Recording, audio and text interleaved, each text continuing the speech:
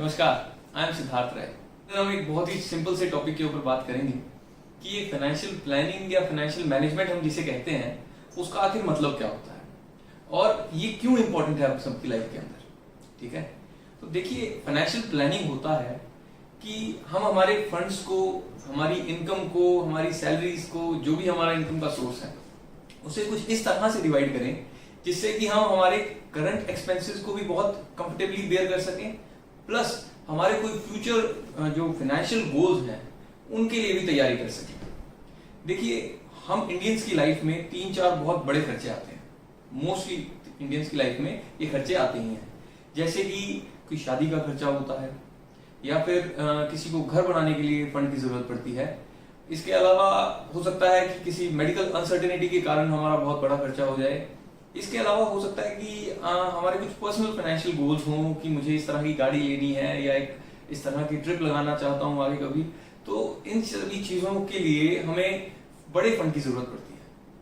ठीक है, रूटीन में क्या होता है कि हमारी रेवेन्यूज जो है, हमारी इनकम है, मोस्टली इंडियंस की इनकम उनके रूटीन के खर्चे उठाने के लिए काफी होती है। ठीक है, बट जो ये बड़े खर्चे आते हैं यहां से बजट बिगड़ जाता है।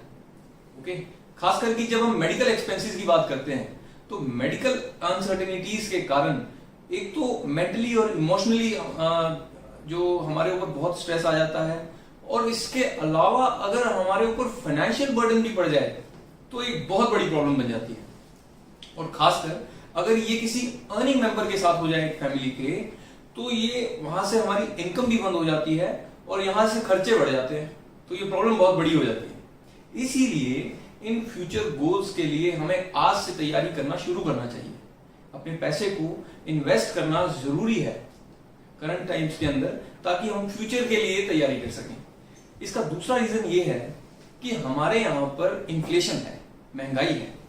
देखिए अगर हमारे यहाँ पर मान लेते हैं कि इन्फ्लेशन का रेट 3% का है, ठीक है, तो अगर आपके पास 1 करोड़ रुपए भी है ना, 1 करोड़, और आप उन 1 करोड़ रुपयों से कुछ नहीं करते हैं, 1 साल के लिए उन्हें अपनी अलमीरा में बंद करके रख देते हैं, ठीक है, तो आपके 1 साल के अंदर 3 लाख रुपए उसके अंदर लॉस हो जाएगा और आपको पता तक नहीं चलेगा।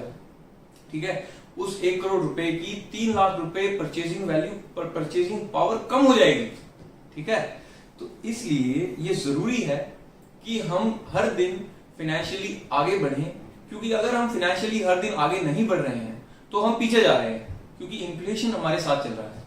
इसका मैं आपको एक और एग्जांपल देता हूं। मान लीजिए कि 1970 के अंदर किसी बंदे के पास 1 लाख रुपए थे।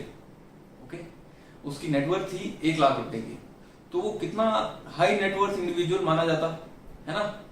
तो अगर वो उस 1 लाख रुपए को अपनी अलमीरा में बंद करके रख देता, किसी संदूक में बंद करके रख देता, और आज उसके कुछ नेक्स्ट जनरेशन के बंदे आकर तो उस संदूक से वो 1 लाख रुपए निकालते, ठीक है, और आज भी उसकी फैमिली की नेटवर्थ रहती 1 लाख रुपीज।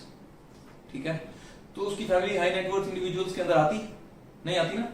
तो ये किस लिए होगा? ये इसीलिए है क्योंकि पैसे की वैल्यू टाइम के साथ साथ कम हो जाती है इन्फ्लेशन के कारण। इसीलिए हमें उस इन्फ्लेशन को बीट करने के लिए अपने पैसे को ग्रो करना जरूरी है, एटलीस्ट उस इन्फ्लेशन के रेट से ज्यादा।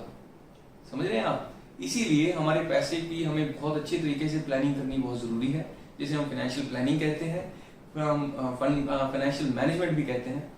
और इसके लिए क्या इंस्ट्रूमेंट्स हैं मार्केट में, किस तरह से हम ये सब कर सकते हैं, जैसे कि अलग अलग इन्वेस्टमेंट्स हैं, गोल्ड है, प्रॉपर्टी है, स्टॉक्स है, म्यूचुअल फंड्स हैं, अलग अलग तरीके के इंस्ट्रूमेंट्स हैं जिनके बारे में हम आने वाली वीडियोस के अंदर बात करेंगे। तो इसके अलावा अगर आपको कोई डाउट्स हो, क्वेरीज हो, कुछ बात पूछना चाहते हो तो आप मुझे बताइए, मुझे टेक्स्ट कीजिए, मैं जल्दी से जल्दी उनका आंसर करने की कोशिश करूंगा। Thank you very much.